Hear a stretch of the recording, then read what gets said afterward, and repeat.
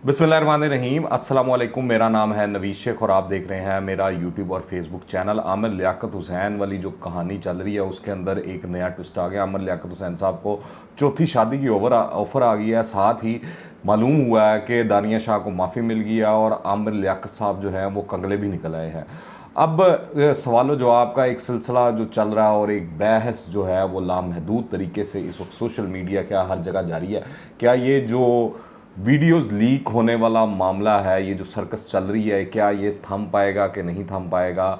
पर मैं आपको ये तफसीलात बताने से पहले कहता चलूँ कि अगर आपने इस चैनल को सब्सक्राइब नहीं किया तो कर लें और ये जो बेल आइकॉन है इसको भी लाजमी प्रेस कर दीजिएगा। आमिर लियाकत हुसैन की जानिब से अपनी तीसरी अहलिया दानिया मलिक को इल्ज़ामात लगाने और लीक वीडियो की गवाह बनने के ऊपर जो है वो माफ़ कर दिया गया है, मगर आमिर लियाकत ने इदारों से नाराज़गी का इजहार करते हुए वीडियो लीक के मामले पर FIA से एक्शन लेने का मुतालबा किया है।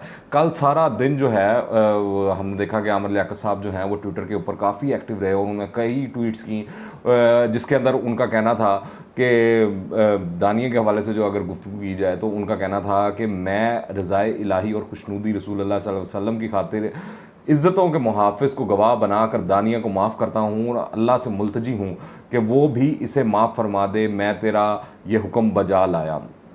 तो ये आमिर साहब का कहना था और यानी कि उन्होंने दानिया को बिल्कुल ही माफ़ कर दिया है। सब पूछ रहे हैं फिर आमिर लियाकत साहब का कहना था कि ये जो बरहना वीडियोज़ हैं इसके ऊपर आपका क्या मौक़िफ़ है? तो आमिर लियाकत ने इसके ऊपर जवाब दिया कि जिनकी ज़िम्मेदारी थी कि किसी की इज़्ज़त ना उछाली जाए और ऐसी वीडियोज़ लगाने वाले को गिरफ़्तार किया जाए, इनका क्या मौक़िफ़ है। यानी कि उनका रियासती इदारों ख़ास तौर पर FIA की तरफ इशारा था। मैंने अपने गुज़िश्ता वीलॉग के अंदर भी यही बात की थी कि ये जो वीडियोज़ लीक हुई हैं, ये जुरिस्डिक्शन जो बनती है वो FIA की बनती है कि किसने ये जारी की हैं। आमिर लियाकत साहब माफ़ कर भी दें तो FIA को प्रूव करना चाहिए कौन से लोग इस तरह की वीडियोज़ जो है वो वायरल कर रहे हैं, क्योंकि ये पोर्नोग्राफी के अंदर आ जाती है।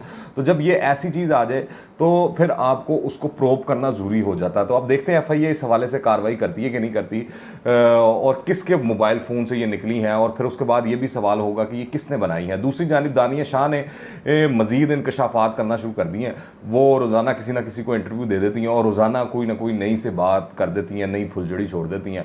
अब उन्होंने कहा है कि आमिर लियाकत हुसैन इनके ज़रिए पैसे कमाना चाहते थे, इसलिए उन्होंने उनसे शादी की। मगर दानिया की जो वालदा हैं उनका भी एक इंटरव्यू है, उनका कहना है कि आमिर लियाकत ने दानिया को भी पैसे भेजे थे और साथ ही मेरी नवासी के लिए भी इमदाद के पैसे भेजे थे। इससे पहले आमिर लियाकत साहब भी जो है वो मुकम्मल तफसीलात जारी कर चुके हैं, जिससे मालूम होता है कि कब कब दानिया के ख़ानदान में किस किस को और दानिया को उन्होंने कितने पैसे भेजे और दानिया को क्या तोहफ़े तहाइफ देते रहे कीमती किस्म के। तो ये तो तफसीलात सारी सामने आ चुकी हुई हैं, पर दानिया कहती हैं कि आमिर लियाकत साहब जो हैं वो कंगले थे और वो उनसे पैसे कमाना चाहते थे। फिर दानिया कहती हैं कि आमिर लियाकत के पास कोई पैसा नहीं है। आमिर लियाकत मुझे इंटरव्यूज़ में लेकर जाते थे और वहाँ से इन्हें पैसे मिलते थे। आमिर लियाकत कहते थे कि तुम्हारी वीडियोज़ बनाऊँगा और वहाँ से पैसे कमाऊँगा। तो ये दानिया का कहना है और साथ ही वो उन्होंने दोबारा उस बात को रिपीट किया है कि मैं सिर्फ तलाक चाहती हूँ क्योंकि मैं अब ऐसे शख्स के साथ नहीं रह सकती, मुझे 1 रुपया भी नहीं चाहिए।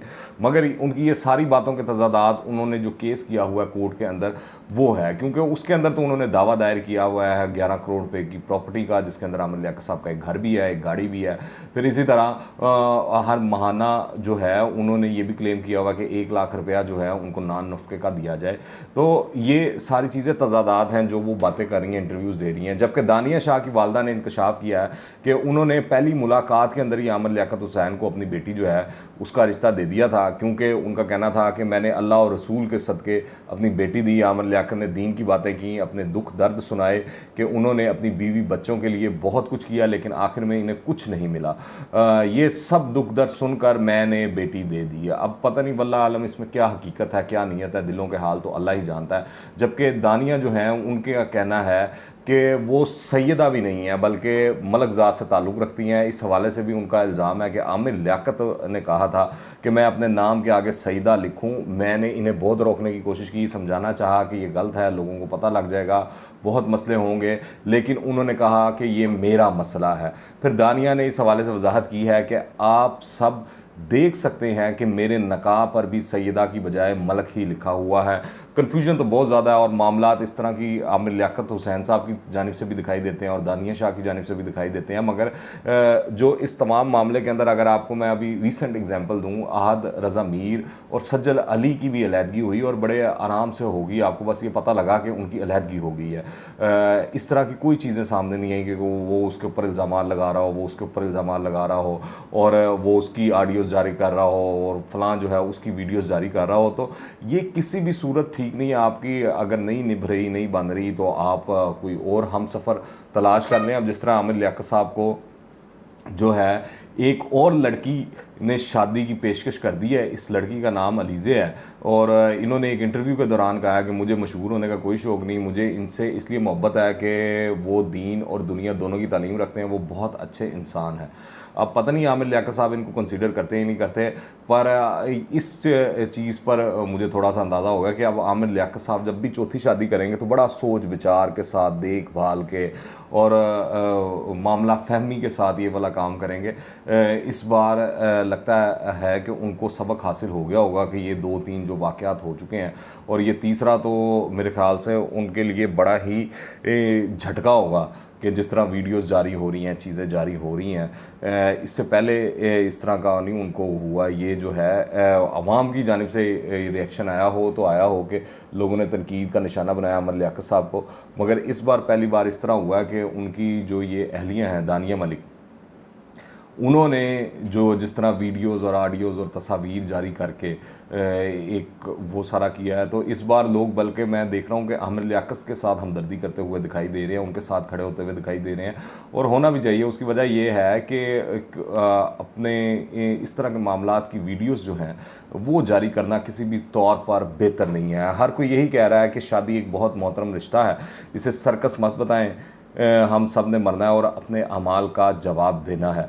और दानिया मलिक के जो सारा मामला है और जो चीज़ें और इंटरव्यूज़ और बातें सामने आ रही हैं उसके ऊपर सभी अफसोस का इज़हार कर रहे हैं। ख़ास तौर पर ये ऑडियोज़ और वीडियोज़ मैं जो जिक्र करता चलूँ, बार बार मैंने ऊपर भी बताया है आपको, क्योंकि मियाँ बीवी एक दूसरे का लिबास होते हैं, इसलिए ये मुनासिब नहीं था कि इन दोनों ने कमरे में अपनी प्राइवेट ज़िंदगी की वीडियोज़ बनाई और फिर एक दूसरे से बदला लेने के लिए सोशल मीडिया पर इन वीडियोज़ को वायरल कर दिया। आप देखें पूरे माशरे समेत बच्चों को दानिया मलिक, आमिर लियाकत और बहुत सी ऐसी बातों का पता चल चुका है जो मेरे ख्याल से माशरे को नहीं पता लगनी चाहिए थी, जो ख़ास तौर पर जो हमारी यूथ है, बच्चे हैं, उनको नहीं पता लगना चाहिए था। तो ये बड़ा ही एक अलमिया है जिस तरह ये चीज़ें चल रही हैं, मामला चल रही है। उम्मीद यही करनी चाहिए कि जब ये मामला कोर्ट में जाएगा तो कोर्ट के पास भी इख्तियार है कि वो इन दोनों को भी रोके और जिनके पास है इस हवाले से FIA को कार्रवाई करने का भी हुक्म दे, जो लोग ये चीज़ें वायरल कर रहे हैं। आप इस हवाले से क्या राय रखते हैं नीचे कमेंट्स में लाजमी बताइएगा। दुआ में याद रखें। अंटिल द नेक्स्ट टाइम, अल्लाह हाफिज़।